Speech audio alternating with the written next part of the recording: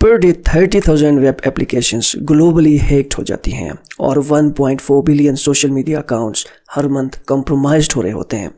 इससे आप अंदाज़ा लगा सकते हैं कि आपकी एप्लीकेशन कितनी भी एफिशिएंट हो, कितना बेहतर परफॉर्म कर रही हो, लेकिन इसकी सिक्योरिटी बहुत इंपॉर्टेंट होती है। इस वीडियो में हम आपको ये बताएंगे कि सबसे बड़ा फैक्टर जो वेबसाइट के कॉम्प्रोमाइज्ड होने में कंट्रीब्यूट करता है वो एसक्यूएल इंजेक्शन है।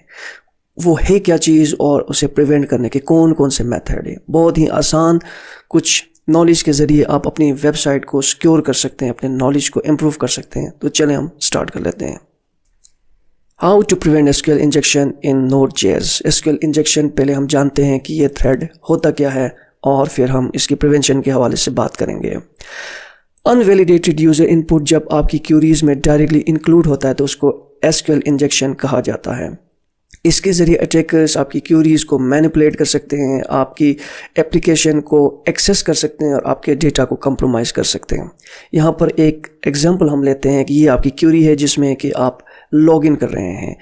तो यहाँ पे आप देख सकते हैं कि यहाँ तक का जो पार्ट है वो आपकी क्यूरी का पार्ट है, जबकि हैकर्स क्या करते हैं कि एसक्यूएल इंजेक्शन के ज़रिए एक ऐसा पार्ट जो कि आपकी क्यूरी का पार्ट नहीं होता उसको कन्कैटिनेट करते हैं। जब ये कन्कैटिनेट करें और तो क्या होता है कि यूज़र नेम गलत हो, पासवर्ड दुरुस्त ना भी हो, लेकिन ये क्यूरी आपकी ट्रू हो जाती है और उन्हें मिल जाता है आपका एडमिन एक्सेस। इससे आप अंदाज़ा लगा सकते हैं कि एसक्यूएल इंजेक्शन कितना ख़तरनाक फैक्टर है। अब हम बात करते हैं इसकी प्रिवेंशंस के ऊपर। एसक्यूएल इंजेक्शन को प्रिवेंट करने का सबसे बेहतरीन मेथड ये है कि आप अपनी क्यूरीज को पैरामीटराइज्ड करें। इससे क्या मुराद है? इससे मुराद ये है कि आप अपनी क्यूरीज में जो डेटा है उसको कन्कैटिनेट ना करें, बल्कि उसको एज ए पैरामीटर डेटा के तौर पर एज ए पैरामीटर उसे पास करें, ताकि वो एसक्यूएल कमांड्स का पार्ट ना हो बल्कि आप उसे डेटा के तौर पर इनपुट करें।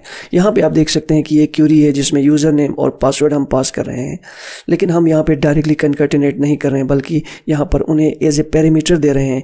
अब यूज़र जो है इस डेटा के साथ अनवांटेड कैरेक्टर्स या कमांड्स को इंक्लूड नहीं कर सकता।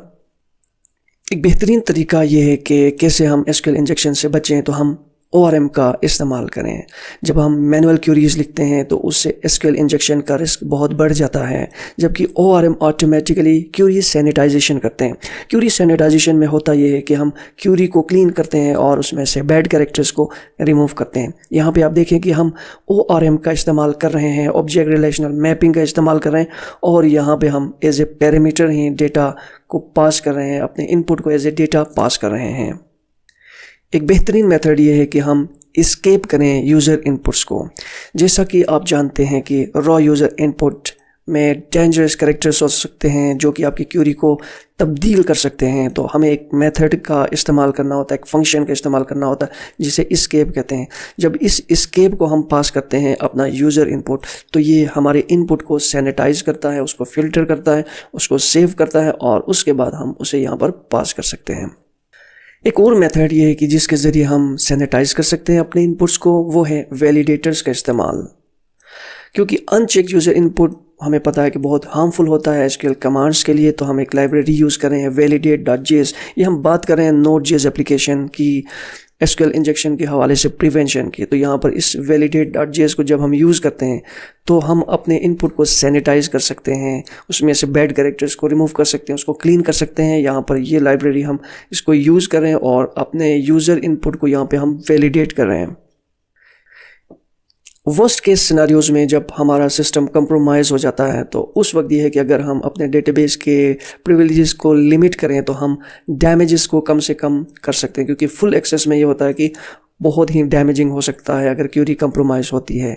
लेकिन अगर हम लिमिट करते हैं डेटाबेस के प्रिविलेजेस को, बहुत सारे एक्शंस को रीड ओनली करते हैं, तो हम मिनिमाइज़ कर सकते हैं। जो थ्रेड्स हैं, जो इश्यूज़ हैं, उनको हम मिनिमाइज़ कर सकते हैं। तो ये भी एक ज़बरदस्त मेथड है।